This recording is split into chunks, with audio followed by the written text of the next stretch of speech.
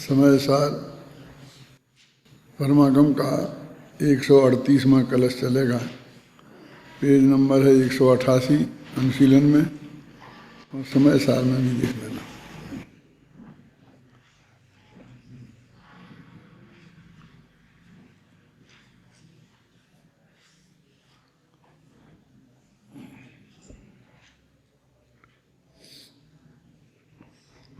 इसके ऊपर की 5 पंक्तियां पढ़ते हैं।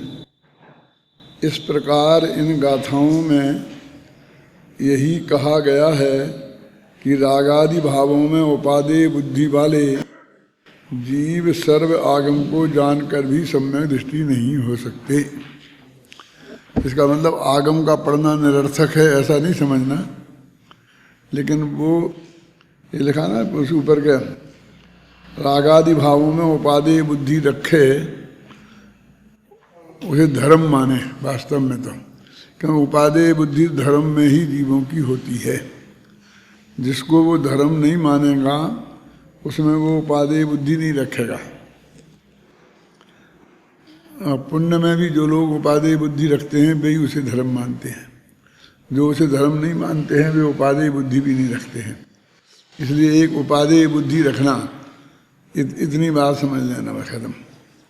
उपादेय बुद्धि माने एक तरह से अज्ञान हो जाता है ना।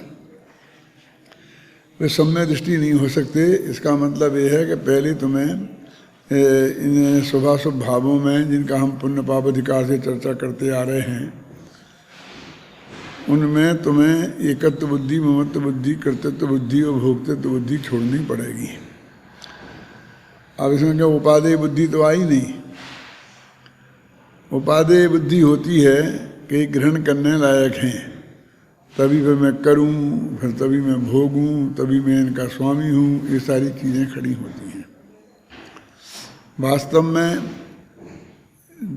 इस जगत में कोई भी आदमी किसी भी काम का कर्ता बनता है तो उसे उपादेय माने बिना नहीं करता। उपादेय नहीं हो उस काम को कोई क्यों करेगा। और जब तक उसमें उपादेय बुद्धि नहीं हो तब तक उसका भोक्ता नहीं बनता। सुख बुद्धि नहीं हो, जब तक सुख बुद्धि नहीं हो तब तक उनका वो भोक्ता नहीं बनेगा। इसका मतलब ये है कि उनका कर्ता भोक्ता बनता है दृष्टि से। कर्ता भोक्ता है ये बात जुदी है, लेकिन उनका कर्ता भोक्ता बनता है तो ये उपादेय बुद्धि उसकी है ही। अब आत्मख्याति में इसी भाव का पोषक कलश काव्य लिखते हैं, जिसमें आचार्य अमृतचंद्र देव अनादिकाल से मोह नींद में सोए हुए जीवों को झकझोर कर जगा रहे हैं। कलश मूलता इस प्रकार है, पढ़ो।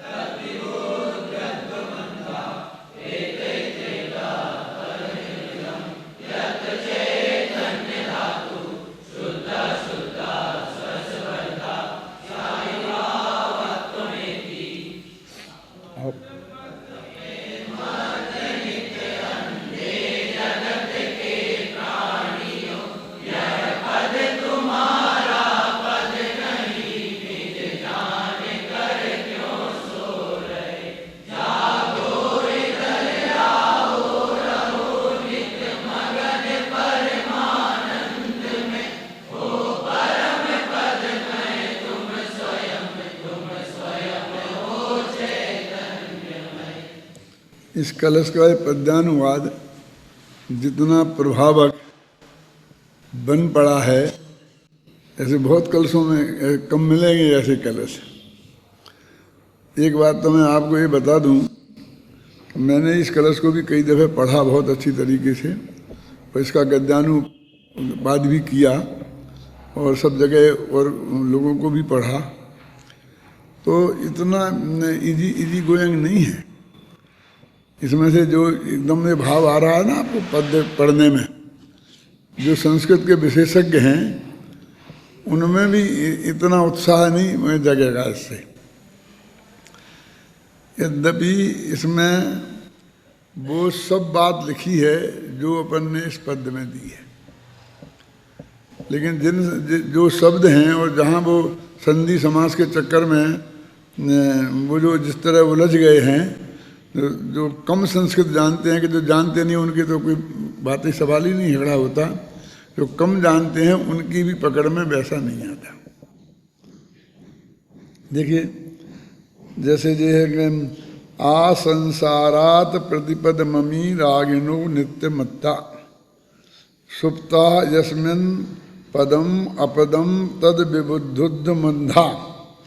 अब अंधा तो दिखता है कि अंधा कह रहा है कुछ, है ना।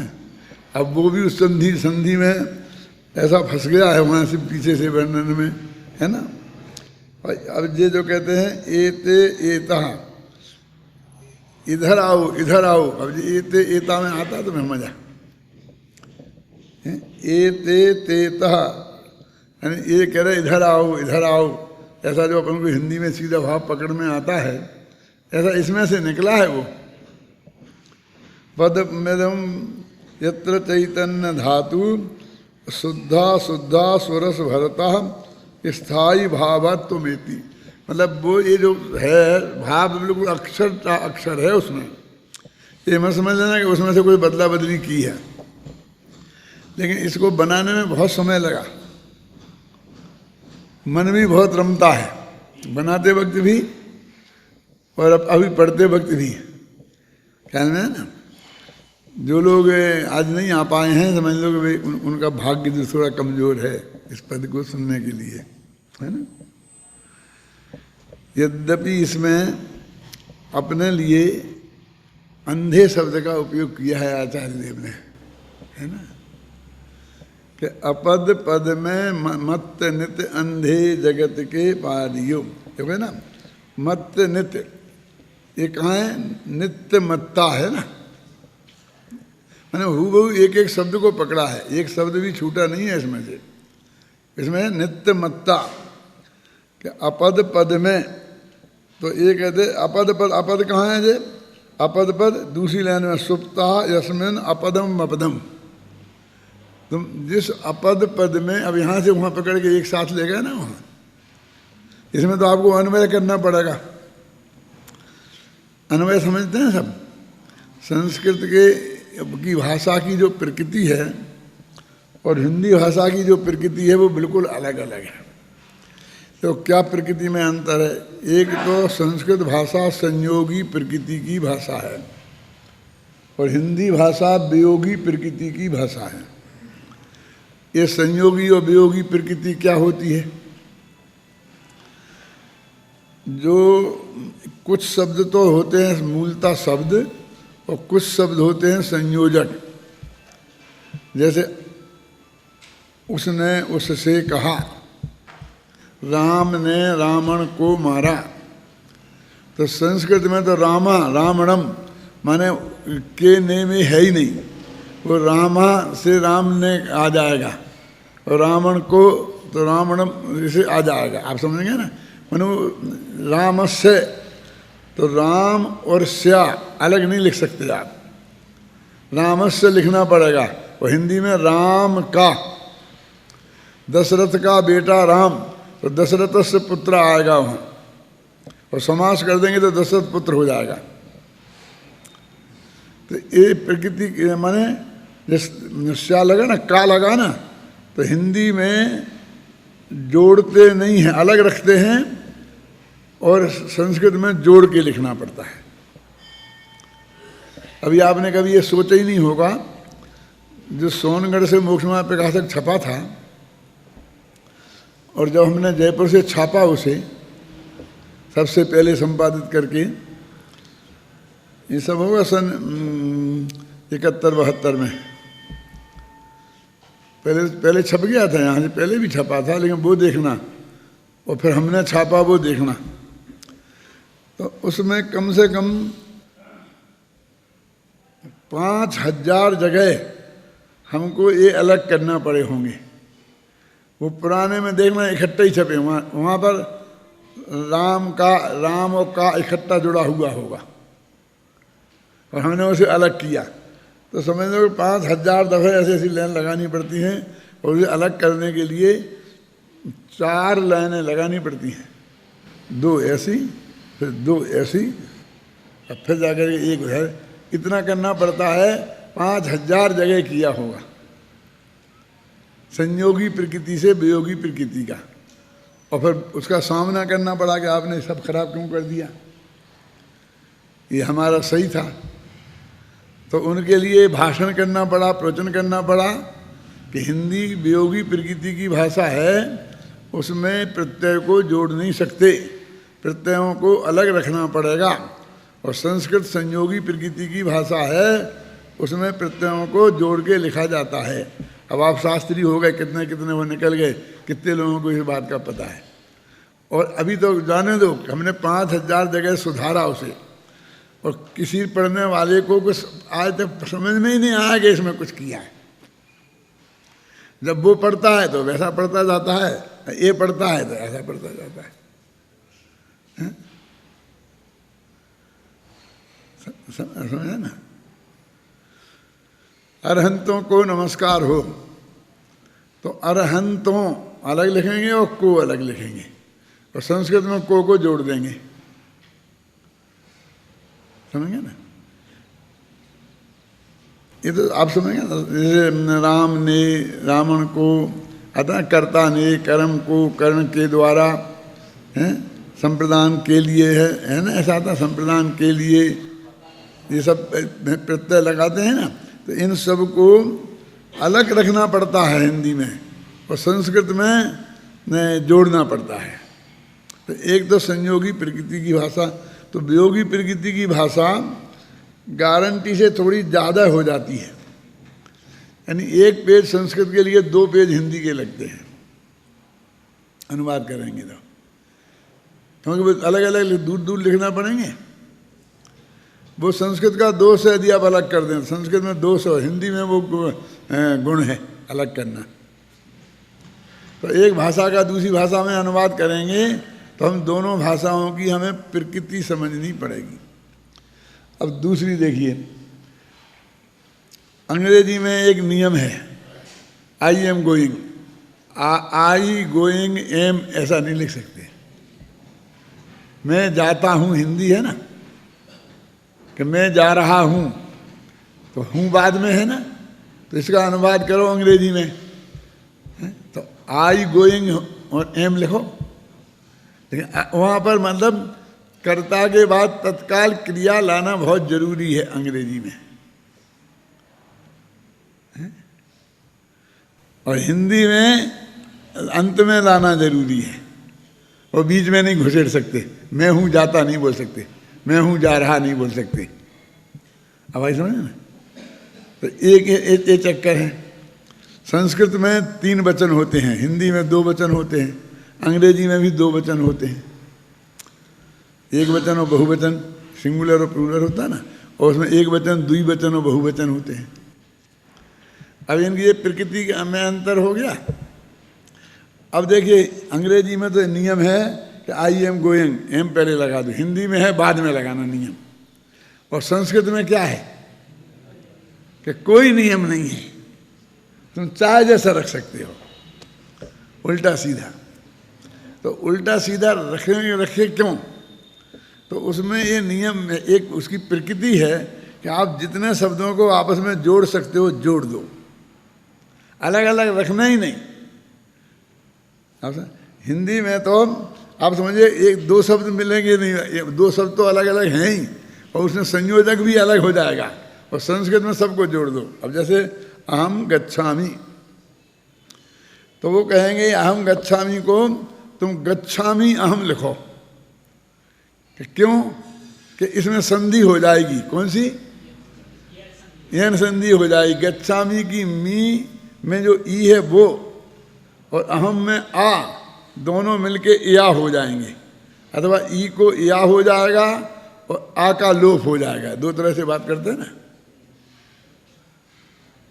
समझे ना? अर्थ एक ही है।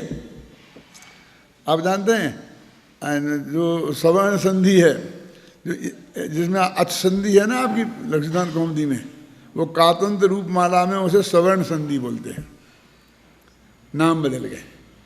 ये क्या है सवर्ण संधि? यहाँ है अकह सवर्णे दीर्घा, कि सूत्र है ना, क्या अर्थ है इसका कि अकह दोनों यदि एक से मिलें तो वो पहले का अक्षर दीर्घ हो जाता है और दूसरे अक्षर का लोप, दूसरा अक्षर दोनों मिलके दीर्घ हो जाते हैं। अकह सवर्ण, सवर्ण हो तो मिलके दीर्घ हो जाते हैं, है ना। और उसमें क्या लिखा है, उसका सूत्र क्या है कातंत्र रूपमाला का? समाना सवर्णे दीर्घा भवति परश्च लोपा, कि दो अक्षर मिल जाएं तो पहला अक्षर दीर्घ हो जाता है और बाद का अक्षर का लोप हो जाता है। आप समझ गए ना? पहले का दीर्घ हो जाएगा, भोजनालय, तो भोजन का ना ये तो हो जाएगा दीर्घ भोजना, और आलय का आ इसका लोप हो जाएगा। कातंत्र रूप माला इस रूप में ऐसे प्रस्तुत करती है। और लक्षदान कौमुदी क्या कहेगी उसको? भोजन प्लस आलय, तो भोजन में ना में जो आ है वो और बाद वाला जो आ है दो, ये दोनों मिलके दीर्घ हो जाएंगे। तो वो दीर्घ है ही कि हो तो रहने दो, फिर में मिलके दीर्घ हो जाएंगे। तो एक ऐसी इनकी संस्कृत ये नियम है। तो अब कहते हैं हम अहम गच्छामि बोलने की बजाय गच्छाम में हम, क्योंकि इसमें एण संधि हो गई, कहीं समास हो जाता है, कहीं तद्धित हो जाता है। तो उसका ध्यान रख करके जैसे आप शब्दों को जोड़ सकते हो, समझे ना, उन्हें जोड़ दो, तो वो संयोग की प्रकृति की भाषा हो गई ना। और हिंदी है वियोगी प्रकृति की भाषा। तो अभी इसलिए संस्कृत में अन्वय इसलिए करना पड़ता है। आप लोगों को जरा अटपटा लगता होगा, लेकिन हम विद्यार्थियों को तो बताएं, ये हमारे ये नहीं पढ़ाते होंगे ये बातें जो मैं बताता हूँ, है ना। क्या कि वो तो उसमें अन्वय लगाना पड़ता है। कैसे कि हम पहले कर्ता खोजें, फिर क्रिया खोजें, फिर कर्ता को सबसे पहले रख दें, फिर क्रिया को सबसे बाद में रखें, फिर क्या करें, फिर कर्म खोजें, करण खोजें, संप्रदान खोजें, अपादान खोजें, संबंध खोजें, अधिकरण खोजें, और फिर करके उनको एक व्यवस्थित रूप में रखें, सीधे सीधे, समझ गए आपके हम। फिर उनमें जो प्रत्यय लगे होंगे उनके हिसाब से उसे व्यवस्थित करें। फिर उसके बाद में क्या करना पड़ता है, फिर हर एक के विशेषण खोजना पड़ते हैं। अब ये नहीं समझ में कैसा विशेषण है कि उसमें आया कि राम ने सीता से कहा कि मैं जंगल में जा रहा हूँ और तुम यहीं सासू जी की सेवा करके रहने के लिए रहना। इतनी सी बात है। तो वो कहेंगे कैसे राम, ये पहले बताएंगे राम के विशेषण। शांत है प्रकृति जिनकी, वैरागी है प्रकृति जिनकी, पिता की आज्ञा पालन करने में जो तत्पर हैं, ख्याल में आई ना आपकी में, ऐसे कई विशेषण राम के होंगे। फिर सीता जी से कहा तो सीता जी के विशेषण होंगे। क्या कैसी है सीता, पति का अनुगमन करने वाली है, आज्ञा मानने वाली है, ऐसे सीता के विशेषण होंगे। फिर कहा तो अब राम के विशेषण, सीता के विशेषण कैसे कहा, तो अत्यंत प्रेम पूर्वक कहा, तो उसके विशेषण हो जाएंगे, समझे ना। फिर मतलब एक एक के विशेषण लग जाएंगे कि किस लिए कहा, क्यों कि भाई जाना था तो समझाने के लिए तो कहना ही था। तो ये सारी चीज़ें छांट छांट के जिसके जो विशेषण हैं उनको उनके पास रखना पड़ता है। अन्वय लगाते तो तुम भी होगे, लेकिन उसकी विधि क्या है ये नहीं जानते हो। तो अभी उसमें तो चाहे जैसे हैं, क्योंकि उन्होंने तो सब जितने अक्षर थे ना उनको संधि समास करके इकट्ठा करने के लिए आगे पीछे रख दिया, और छंद के अनुरोध से भी आगे पीछे रख दिया है। अब वैसे का वैसा अनुवाद हिंदी में कर दोगे तो बिल्कुल कूड़ा करकट हो जाएगा है? अब और सुनो, दौलत राम जी के ज़माने में, टोडामल जी के ज़माने में कैसे होता था इसका अनुवाद मालूम? बहुत दौलतराम कासलीवाल बहुत समझदार थे। वो जानते थे कि हिंदी वाले समझ नहीं सकते हैं, और जो माताएं बहनें बेचारी बिना पढ़ी लिखी, तो वे कहेंगे रामचंद्र जी ने सीता जी से कहा, फिर कहेंगे कैसे हैं रामचंद्र जी, फिर रामचंद्र जी भी, फिर और कैसे हैं रामचंद्र जी, फिर उन्होंने कैसे कहा अत्यंत नम्रतापूर्वक, फिर कैसी हैं सीता जी, फिर ऐसे कर करके वे हर एक के विशेषणों को वहाँ उसमें कहेंगे। और फिर एक एक के विशेषण देकर के बताएंगे। अब आज तो हिंदी में वो चल नहीं सकता है, कैसे है रामचंद्र जी और कैसे सीता जी। तो अब हमें क्या करना पड़ेगा, वो सारे विशेषण छांटकर सरल सुबोध भाषा में एक क्रम से व्यवस्थित करके रामचंद्र जी के साथ जोड़ना पड़ेंगे। पिता की आज्ञा, पिता के आज्ञाकारी हैं, ऐसे रामचंद्र वन को जाने को तत्पर रामचंद्र जी ने सीता जी से कहा। माने वो हमको एक वाक्य बनाने में बहुत वो रहता है, और गद्य में तो बना भी दो, फिर पद्य में और कठिन है। पद्य में ऐसी सुविधा है थोड़ी कि आप आगे पीछे कर सकते हो, लेकिन वो सब पद्य फिर वो संस्कृत जैसा कठिन हो जाता है, क्योंकि फिर वही अन्वय लगाने की प्रक्रिया उसमें करो। तो गद्य जैसा पद्य बनाना ये अपने आप में सबसे ज़्यादा कठिन काम है। क्या, जिसमें एक भी अक्षर आगे पीछे नहीं करना पड़े, जैसा हम गद्य में लिखते वैसे ही पढ़ते जाएं, और अर्थ एकदम थोड़ी भी हिंदी जानता है और उसकी समझ में बिल्कुल आता जाए, ये पद्यानुवाद की सबसे बड़ी कठिनाई है और इसकी सबसे बड़ी विशेषता है। अब ऐसे एक पढ़ो एक दफे तो तुम्हें मालूम है इनमें से कसौटी पर एक खड़ा उतरता है कि नहीं। अपद पद में मत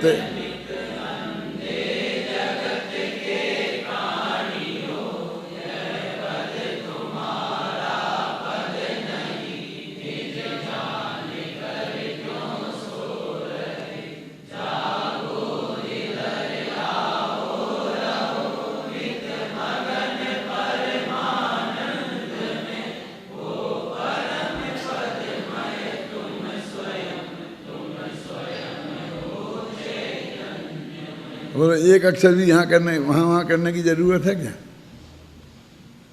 अब पूरा भाव आ जाना, एक शब्द छूटना नहीं, और प्रभावक तरीके से आना, उसमें आवश्यक ज़रूरत हो तो अनुप्रास यमक अलंकार भी आ जाना, शब्दालंकार आ जाना, अर्थालंकार आ जाना, ये अपने आप में बहुत कठिन काम है, मेरा मतलब समझे ना। लेकिन ये मत समझना कठिन है तो बहुत मेहनत करके ही बनाने पड़ते होंगे। ये तो जो जिसकी जो विशेषता होती है और वो उसमें धुन में रहता है ना, तो जो ऑटोमेटिक उसी तरीके से वो बात चली जाती है। कई एक आध दफ़ा मैंने कहा होगा आपसे कि ऐसी संस्कृत भाषा किनकी है, पंचाध्यायी की है, पांडे राजमल जी की। उसमें भी आप संस्कृत के श्लोक ऐसे ही पढ़ते जाओ, जैसा ये आपने ये पढ़ा ना, और अर्थ समझ में आता जाता है, वो बिल्कुल ऐसा अर्थ समझ में आता जाता है।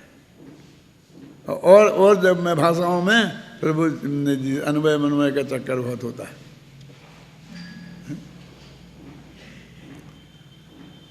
अपद पद में मत, अभी नित्य मत्ता कहाँ है, अपद पद कहाँ है, ढूंढो संस्कृत में से अलग अलग। अंधा, अंधा शब्द कहाँ है, फिर जगत के प्राणियों कहाँ है, मिलेगा ना, सब अलग अलग अलग अलग पड़े होंगे, है ना। उनको एक जगह लाके इकट्ठा किया है। अपद पद में मत, ये विशेषण है किसके, जगत के प्राणियों के। अंधा क्या है, ये भी एक विशेषण है, तो जगत के अंधे प्राणियों के ये विशेषण हैं। वो सारे विशेषण उनके एक जगह इकट्ठे कर दिए। आप समझे, ऐसे होता है, हो जाता है अपने आप में। मैंने वो कोई ऐसे सोच सोच के ज़्यादा ऐसे बनाए ना तो नहीं बनता है, समझ गया। ऐसे इतनी अक्षर इतनी मात्राएं वो गिन गिन के बनाए तो कभी नहीं बनते हैं। ये तो पहले बना देते हैं और बाद में यदि वो कहीं अटकाव लगता है तो गिन के बाद में देखते हैं। कभी जरूरत पड़े एक आदमी तो, अन्यथा वो वैसे ही बन जाते हैं, है ना। जिस पद में तुम लग रहे हो वह तुम्हारा पद नहीं है। कोई ऊपर कहा था अपद पद, तो तुम्हारे लिए पद नहीं है, वो दूसरों के लिए पद होगा। उन्हें तुम अपना जान कर कि ये मेरा पद है, आराम से सो रहे हो। दूसरे का माल है और अपना मान के सो रहे हो। वो आया था उसमें कि दूसरे की चद्दर ले आया और अपनी मानकर आराम से सो रहा है। वो जो लिखा ना उसमें, वो अमृतचंद ने वो तो गद्य में लिखा है ना। अब कह जागो, जाग जाओ तुम, इधर आओ, है ना। ए तथा लिखा ना, इधर आओ, इधर आओ। और अपने परमानंद जो तुम्हारा स्वभाव है परमानंद, उसमें मगन हो जाओ, क्योंकि तुम स्वयं परम पदमय हो। दूसरे पदों की तुम्हें क्या जरूरत हो। और तुम्हारा जो पद है वो चैतन्यमय है, वो अचेतन नहीं है। तुम्हारा पद चैतन्यमय है। देखो ये सब इसमें अर्थ लिखा है नीचे। अब इस छंद में जो विशेषताएं हैं उनकी चर्चा अपन करते हैं। इसमें 3 शब्द 2 बार आए हैं। कौन कौन? देखो इसमें लिखे हैं नीचे, उक्त कलश में 3 पद 2 बार आए हैं। एक अपद है, अपद है, और इस ओर आओ, इस ओर आओ, और शुद्ध है, शुद्ध है, शुद्धा शुद्धा लिखा ना। इस संस्कृत में 3 पद डबल रिपीट किए हैं। इन पदों की पुनरावृत्ति मात्र छंदानुरोध से नहीं हुई है। अब छंद में जगह थी बहुत और हमारे पास शब्द थे नहीं, इसलिए डबल लिख दिए, ऐसा नहीं हुआ है। माने भर्ती के शब्द नहीं है। भर्ती के समझते हो? कविताओं में बहुत शब्द भर्ती के होते हैं कि एक अक्षर कम पढ़ रहा है और वो इसे मात्रा गड़बड़ हो रही है, तो हम क्या करते हैं कि कोई भी एक भर्ती का शब्द है। जैसे मान लो कि सुंदर है, अब एक अक्षर कम पढ़ा तो सुसुंदर कर देते हैं। और सुंदर में और सुसुंदर में क्या फर्क है? तो सु जो है वास्तव में भर्ती का शब्द है। अकेला सुंदर कहते तो भी काम चलता था। तो ऐसे कई भर्ती के शब्द होते हैं और कई जगह कोई शब्द बनता नहीं है, तो 3 अक्षर का है तो उसे हम 2 अक्षर का बना लेते हैं। उसको ऐसा ही प्रयोग कर देते हैं, ऐसे 2 अक्षर जैसा होता नहीं है वो 2 अक्षर का। उस अर्थ तो 3 ही अक्षर का निकलेगा, लेकिन उतना करके छोड़ देते हैं। लेकिन ये कोई कविता का गुण नहीं है, ये तो जो कमजोरी है और वो हम नहीं ढूंढ पाए तो हमने वो काम किया। वास्तव में तो भर्ती के शब्द बिल्कुल नहीं हों, वही कविता सर्वश्रेष्ठ मानी जाती है। और भर्ती के शब्द लगा दो तो कविता बनेगी नहीं। एक शिष्य ने गुरु से कहा कि गुरुजी मुझे कविता करना सीखना है, तो आप बता दो ना। कि उस बेटा उसमें क्या दिक्कत है, कविता करने की कोई बड़ी बात नहीं है। कि क्या आप बताओ ना, कि बैठो लिखने आराम से शांति से, और कुछ नहीं आए हैं तो चा लिख दो, ही लिख दो, खलू लिख दो, बई लिख दो। ये सब भर्ती के शब्द हैं। खलू माने निश्चय से, हर जगह निश्चय नहीं लगाना है। खलू का अर्थ जरूरी नहीं है, वो भर्ती के लिए भी आता है, बई भी आता है। चा माने और है, और चा लगा दो, नहीं है तो कुछ लगा दो, चा लगा दो, बस खत्म। एक अक्षर की जरूरत पड़ रही है और कुछ नहीं आ रहा है तो इन शब्दों को लिख देंगे। तो क्या करोगे? ये लगा दो।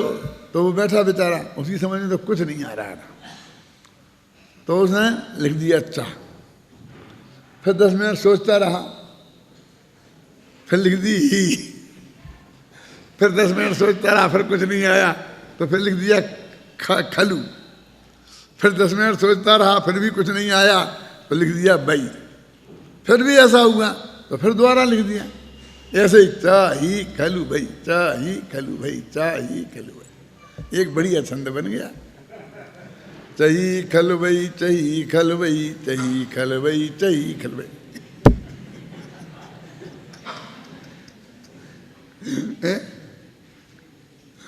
अरे भाई ये भर्ती के शब्द हैं, ऐसे नहीं लगाए जाते हैं। इसको ऐसा बोलते हैं, जो दीवार बनाते हैं ना, खासकर पत्थर की दीवार बनाते हैं, तो वो जब लगाते हैं तो बीच बीच में ऐसी खपच्चियाँ रखते हैं, और जहाँ भी टेका लगाना होता है वैसा होता है तो खपच्ची लगा देते हैं ना। उस खपच्चियों से दीवार नहीं बनती।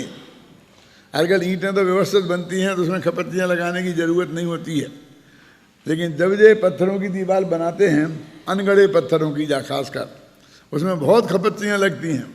तो एक खपच्चियाँ हैं ये एक कविता में, तो वो कविता ही बढ़िया मानी जाती है जिसमें कहीं खपच्चियाँ कम से कम लगी हों।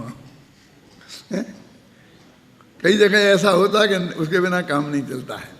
तो इन कई दृष्टियों से आप देखेंगे ना तो उसका महत्व है। मैं किसी का नाम नहीं लेता हूँ। तो एक आदमी मेरे पास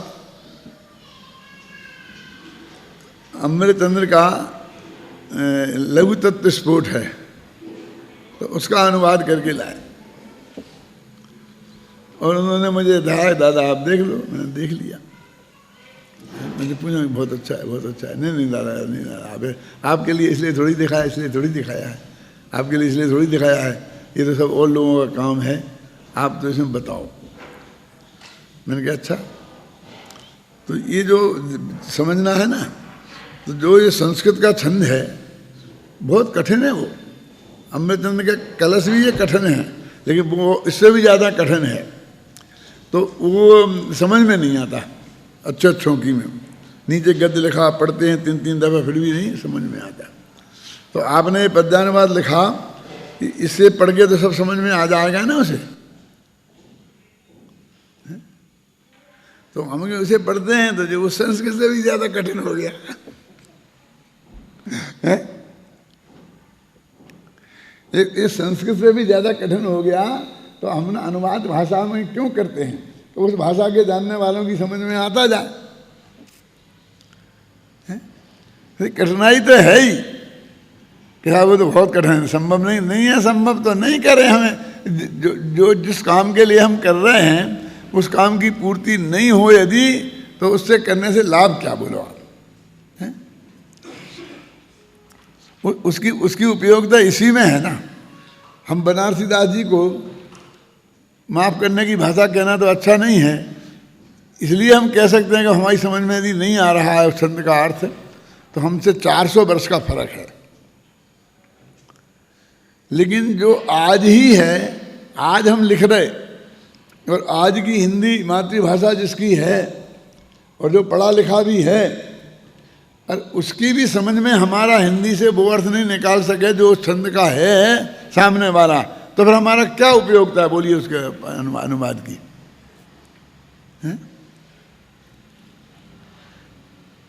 तो ये मेरा मतलब ये है कि वो ये चीज सीधी आना चाहिए जो हृदय पर चोट करे। 3 जगह क्या लिखा ना इस कलश में 3, इन पदों की पुनरावृत्ति मात्र छंदानुरोध से नहीं हुई है, अपितु इस पुनरावृत्ति के कुछ विशेष भाव अभिप्रेत हैं। इसमें शुद्ध पद की पुनरावृत्ति से द्रव्य शुद्धता और भाव शुद्धता की ओर संकेत किया गया है। अब इसका नाम टीका है, अनुशीलन है, जिसे अपन कहते हैं ना। और अपद है, और इधर आओ पदों से अत्यधिक करुणा भाव सूचित होता है।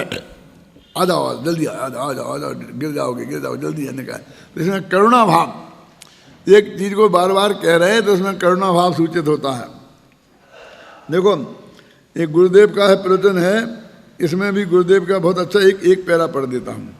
इस कलश में श्री गुरु ने संसारी जीवों को संबोधित करते हुए कहा है कि हे अंधे प्राणियों, तुम अपने त्रिकाली शुद्ध ज्ञानानंदमय निर्मलानंद के प्रभु को नहीं देखते, इसलिए नेत्र वाले होते हुए भी तुम अंधे ही हो। अब ये कह रहे कि वही सामने वाला अंधा ही होगा, ऐसी बात नहीं है। वो तो ये भाव की दृष्टि से अंधा है कि तुम्हारा त्रिकाली जो भगवान आत्मा आनंद का कंद तुम्हारे पास है, उसे तुम देखते नहीं हो तो अंधे हो क्या? तुम शरीर धन लक्ष्मी आदि बाह्य वस्तुओं में ही उन्मत्त हुए हो मूर्छित हुए हो, अपने सच्चिदानंद स्वरूप भगवान आत्मा को नहीं देखते। हम तुम्हें अंधा नहीं कहें तो तुम ही बताओ क्या कहें। यदि तुम्हें यह संबोधन अच्छा नहीं लगता हो तो तुम विवेक के नेत्र से, भेद विज्ञान के चक्षुओं से अपने स्वरूप का अवलोकन करो। देखो, मैं आपको ये बता रहा हूँ, आपने गुरुदेव श्री के भी प्रवचन रत्ना के भी पढ़े होंगे और गुजराती के भी पढ़े होंगे और पहले के अनुवाद भी पढ़े होंगे, हैं। लेकिन हमने जैसे मान लीजिए कि उनके इस कलश पे उनके 8 पेज हैं, तो हमने उसमें से 1 पेज निकाला, तो वो भी ऐसे ही नहीं निकाल लिया, उसमें कुछ ना कुछ विशेषता है। उनने कोई नया प्रमेय दिया है अथवा बहुत गहरी प्रेरणा है, यानी कुछ ना कुछ उसमें ऐसी विशेषता है कि जो देने लायक थी वो ही दिया। इसलिए जब गुरुदेव श्री को लोग इस समय सार अनुशीलन में देखेंगे तो वे बिल्कुल एक अलग गुरुदेव दिखेंगे। उनकी भाषा बहुत समृद्ध दिखेगी, क्योंकि भाषा तो अपन अनुवाद किया तो अपन ने बनाई। फिर तो गुजराती में तुमका मक्खी, आपके यहाँ तो एक चल रहा आंदोलन कि जैसा उनने बोला वैसा ही लिख दो, जैसा बोला वैसा ही लिख दो। क्यों? अरे वो वैसा जगत के सामने जाएगा तो जगत क्या है, टोडरमल जी ने क्या लिखा कि साहब ऐसा लिखना चाहिए, तो लोगों की समझ में नहीं आई, क्योंकि विद्वान लोग तो ऐसा नहीं लिखते हैं, वो तो ऐसा ही लिखेंगे, और जो नहीं आएगी समझ में तो और जो विद्वान होंगे वे समझा देंगे उन्हें, लेकिन हम थोड़ी ऐसा लिख देंगे। तो वो कोई ठीक है उपयोगिता है, उसके सामने हमने किताब रख ली, बोलने लग गए, वो समझ में आ गई, लेकिन वो साहित्यिक दृष्टि से उसकी उपयोगिता नहीं है। बल्कि ये दिखता है कि हमने जो कोटेशन दिया है उनने तो ऐसा नहीं बोला था, ये तो डॉक्टर साहब ने अपनी भाषा में बना दिया है। वह यदि ऐसा वो नहीं आएगा तो दिखेगा कि नहीं यही उनने बोला, यानी तो आपने भाषा क्यों ऐसी बना दी, बदल क्या दी? बाधा तो बदल नहीं है ना, गुजराती में बोला था और हमने उसे हिंदी में दे रहे हैं, तो फिर अनुवाद ही करके देंगे कि नहीं देंगे? आप समझ गए कोटेशन। इसलिए इसकी सुंदर भाषा इतनी बढ़िया व्यवस्थित, ये इसलिए दिखती है। क्या ये आपको मतलब क्या चीज है इसमें मालूम? हम क्या करते हैं कि जैसे हमने एक पैरा इसमें दिया, अब वो मान लो पुराना हिंदी में से ही दिया, अब वो हिंदी की भाषा इतनी व्यवस्थित नहीं है, तो हमने व्यवस्थित की, तो हमारे यहाँ से वो छपता है, तो हम कहते भैया ये पैरा कम से कम उसमें ये ऐसा ही कर देना, नहीं तो ये बाद वाले मिलाने वाले कहेंगे बदल दिया। कैसा हो जाए, ये पैरा उसमें भी ऐसा ही कर देना। हम पूरा का तो अनुवाद बदल नहीं सकते, कर नहीं सकते, कह नहीं सकते, आप समझे ना? है? लेकिन एक हमारी गारंटी है कि वो भाव नहीं बदलेगा। भाव बदल जाए तो हमारा काम। ये सबसे पहले जब प्रवचन रत्नाकर का अनुवाद दादा को सौंपा गया और मुझे संपादन का काम सौंपा गया, तो हमने पहला भाग छपाया, तो जो गुजराती में 400 पेज था वो हमारा 350 सवा 300 पेज में ही आ गया होगा। ख्याल में आई ना? जब हम वहाँ गए तो हमारी आकार भी छोटा था ऐसा, उनका वो आकार भी बड़ा है और पेज भी कम हो गए, तो वे हंसी भाई वगैरह, नहीं साहब इन्होंने बदल दिया और ये किया ये किया ये किया किया। देखो आप बताओ, जो गुरुदेव बोलते हैं वो इसमें है कि नहीं, वो चीज़ पूरी आई कि नहीं आई? 2 बातें बताओ, वो पूरी आ गई कि नहीं आ गई, और कुछ ऐसी चीज़ तो नहीं आई जो गुरुदेव नहीं बोलते हैं। ये निकाल के बताओ तो हम उसे मानेंगे और ठीक कर लेंगे कि नहीं नहीं ये तो नहीं है। लेकिन ये बात तो गुरुदेव ने 3 दफ़े कही थी, अगर तुमने 1 दफ़े लिखी। तो मैंने बताया आप समझते नहीं हो, तुम भी समझ लो कि गुरुदेव क्या करते थे कि पहले एक किताब पढ़ते थे, तो पढ़ते थे तो वो भी आ गया ना काय में सीढ़ी में, फिर उसका वो अर्थ करते थे, समझाते रहते थे, फिर अंत में उसे फिर पढ़ते थे। कौन नहीं रहता था मैं पूरी बात समझा चुका कि नहीं, अब कोई बात रह जाती थी तो फिर समझाते थे, नहीं तो उसे पढ़ के फिर आगे चल जाते थे। ये उनकी स्टाइल है। तो 3 दफ़े तो वो आनी ही आनी है, पहले वो पढ़ी, फिर बाद में उन्होंने समझाई, फिर दोबारा पढ़ दी। फिर कल उसी पे प्रवचन किया तो फिर उसे पढ़ दिया। तो अब तुम 6 दफे लिख दोगे तो बिल्कुल बिल्कुल वही के वही वाक्यावली, और वो पहले किताब में ही लिखी है मूल में, अब वही रिपीट हो रही, तो उसको रिपीटेशन हम हटाएंगे, वो हम कैसे रखे देंगे?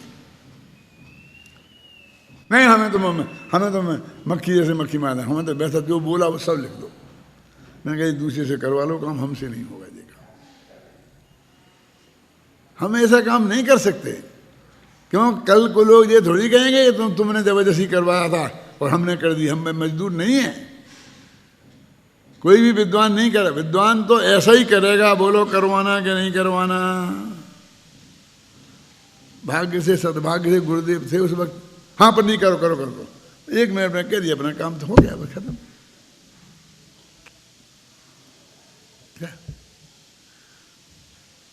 अब अपन इधर को चले, वो गंगा उधर बही, कैसी कि जो भी उनने थोड़ा बहुत किया होगा उसमें भी बिल्कुल आहा तो आहा बोल दो, लिखा तो ये लिख दो, ये लिख दो, वो बोल दो, ये लिख दो, आप समझेंगे ना।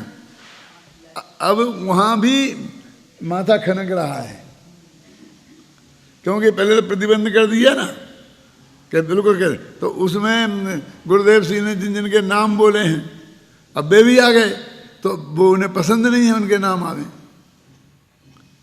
तो अब वो तकलीफ खड़ी हो गई।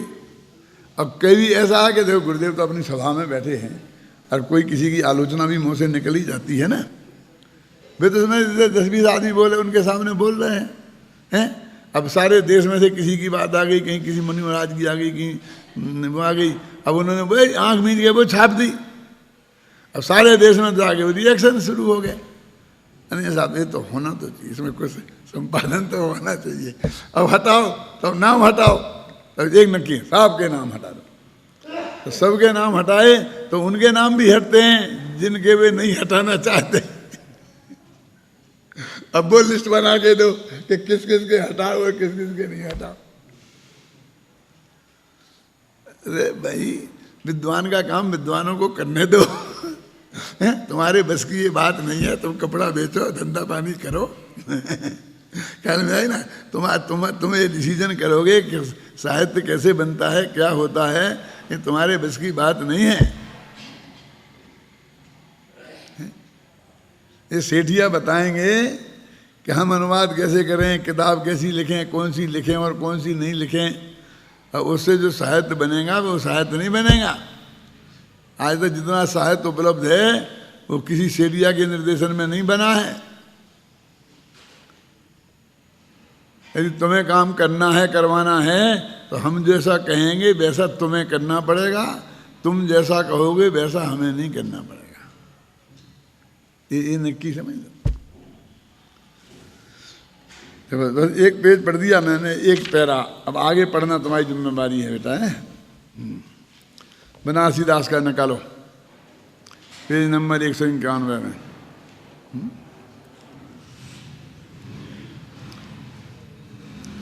जगवासी जीवन ने सो गुरु उपदेश कहें,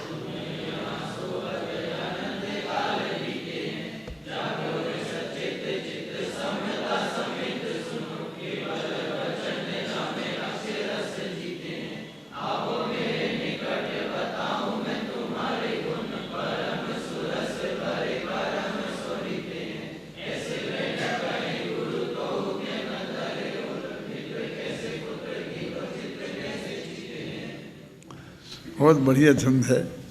देखो बनारसी दास की एक विशेषता बताना चाहता हूँ मैं। उन्हें इसको नाटक समय सार नाम दिया ना, तो वो नाटक में जो गुण होते हैं वो गुण इसमें रखे हैं। ये पद्य में नाटक, गद्य में तो नाटक अब आजकल आप लोग जानते ही हैं सब, और बीच में गद्य पद्य में कंबाइंड नाटक लिखे जाते थे, है ना। और स्टेज पर नाटक खेले जाते थे तो हर पात्र आकर के दोहा चौपाइयाँ ही बोलता था, आप समझे ना, बोलते थे। ऐसा ही होता था संस्कृत में भी।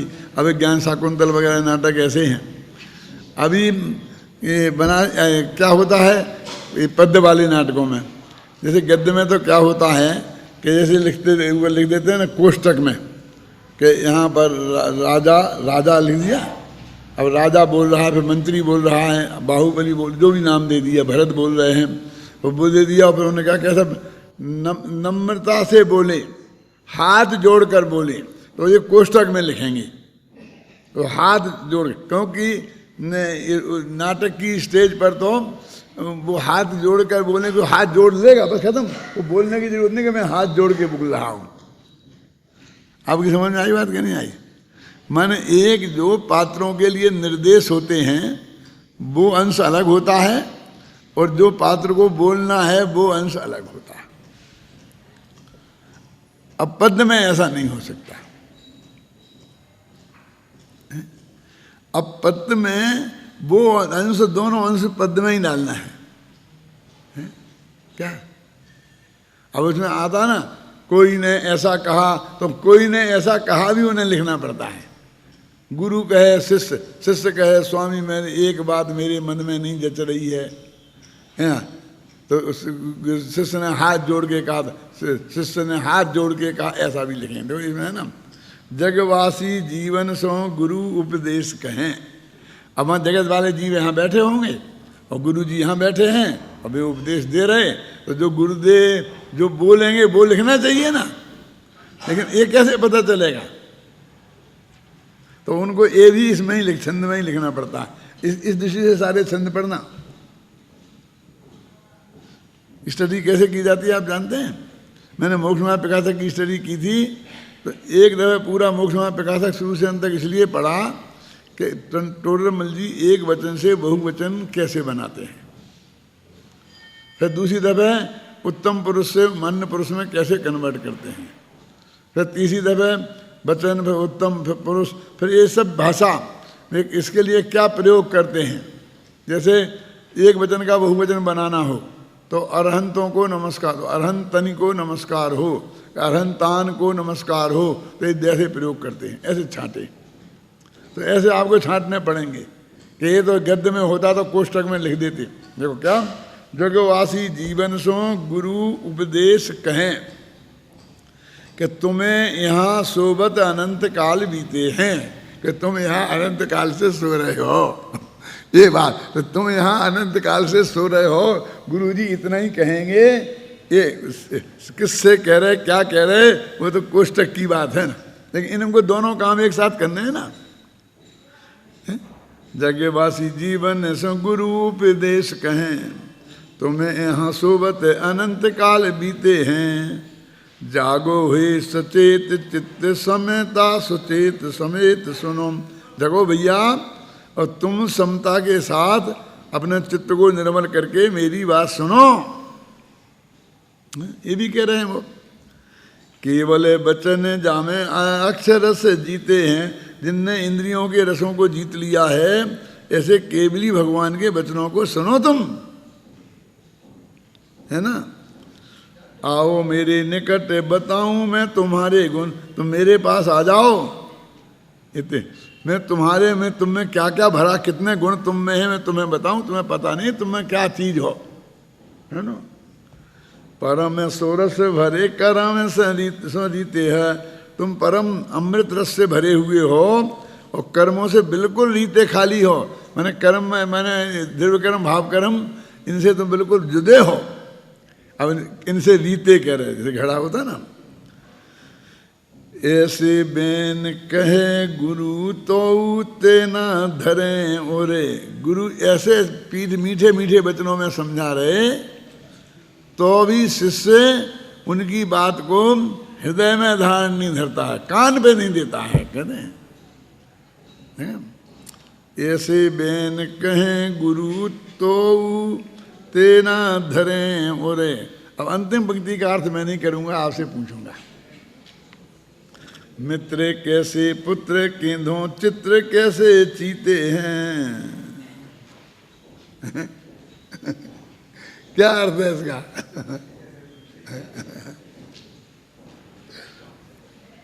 एक हिंदी में दो आता है, प्रजापति के घोड़े।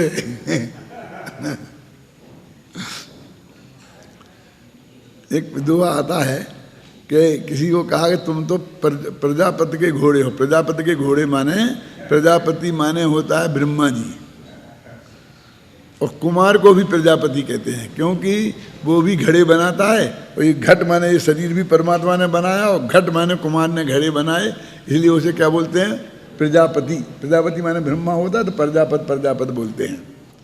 तो जैसे उसने मिट्टी के घोड़े बना दिए, अब प्रजापति के घोड़े अथवा वे गधे, वो गधों पे माल लाद के आता है ना वो, तो तुम तो प्रजापति के घोड़े जैसे हो। क्या वे लिखते हैं कि जैसे उसमें कहा था, ये कहते तुम चित्र कैसे चिते, तुम तो ऐसे बैठे हो जैसे तुम नहीं बैठे, चित्र बना हो। जैसे चित्र मुस्कुराता नहीं है, ये तो हम बोल रहे और तुम तो कोई रिएक्शन ही नहीं है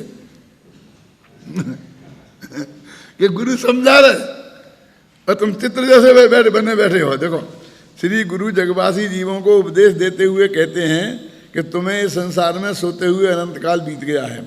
अरे भाई, अब तो जागो और सचेत होकर तथा चित्त में समता भाव धारण करके भगवान की उस वाणी को सुनो जिसमें इंद्रियों के रस को जीतने की बात आती है, अथवा जिनके सुनने से इंद्रियों को जीतने की विधि ज्ञात हो जाती है।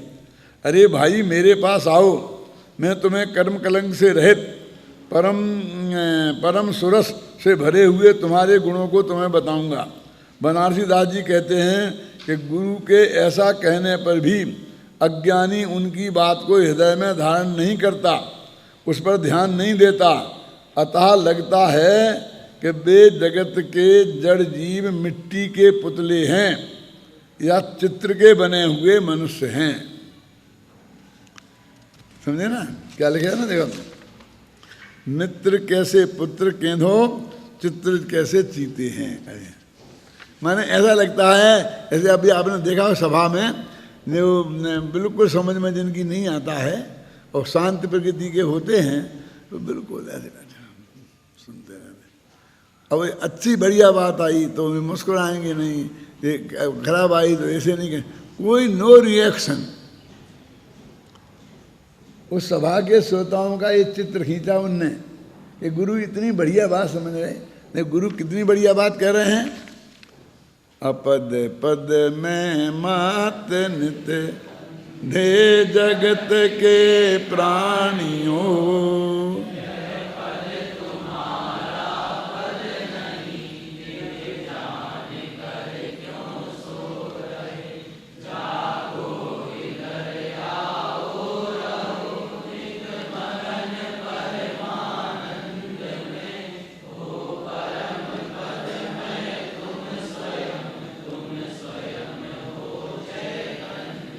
इतनी बढ़िया बात आ रही है, कोई रिएक्शन नहीं। ये मुसलमानों के कभी मुशायरे होते हैं ना, जिसमें वे गजलें पढ़ते हैं, शेर सुनाते हैं, तो उसमें तो इतना इतना इतना ज़्यादा होता है कि वो बोलते उसके पहले ही हाँ वाह वाह वाह शुरू। कभी कभी अपन को बहुत ही अटपटा लगता है, क्या गजब क्या गजब। वो खुद वो सारे श्रोता एकदम उसको वो करते हैं ना, अब उतना नहीं सही लेकिन हम इतनी बढ़िया बात कह रहे हैं, गुरुदेव गदगद हो रहे हैं आ करके, और आप बिल्कुल ऐसे सुनसान ऐसे बैठे हो, कैसे जैसे मिट्टी के पुतले हो अथवा चित्र बने हो। मतलब या तो मिट्टी के पुतले हैं या ऐसे चित्र बनाए हैं कि चित्रकार ने। चित्र कैसे चीते, जैसे चित्रकार ने चित्रित कर दिया हो। चीते मैंने चित्रित कर दिया, चीता नहीं वो शेर वाला चीता।